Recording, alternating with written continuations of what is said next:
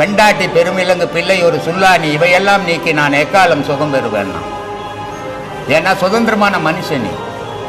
உன் கூட ஒரு துணையை சேர்த்த உடனே உன் சுதந்திரம் அன்னைக்கே போச்சு.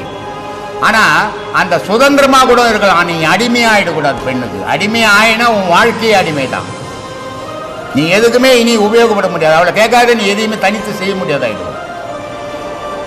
ஆனால் இது உங்கள் 2 பேரோட கூட பரவாயில்ல. உனக்கு ஒரு புள்ள பிறந்து போச்சுன்னு வச்சுக்கோ, நீ வாழவே நிம்மதி எழுந்துடும். இது புரியணும்.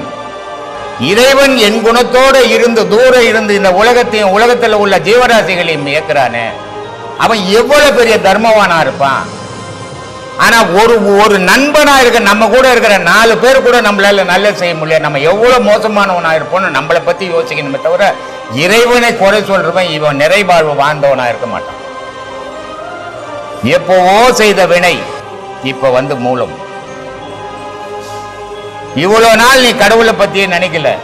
ஆனா இந்த செயலினுடைய தீமை இப்ப மூலம் போது இப்ப 24 மணி நேரம் கடலை. இதைதான் சொன்னா கண்ணு போன பிறகு சூரிய நமஸ்காரம் எதுக்கிறார். கண்ணு இருக்கும் போதே சூரிய நமஸ்காரம் பண்ணி பழகு. கண்ணு நல்லா இருக்கும் போதே இறைவனை தேடி பழகு.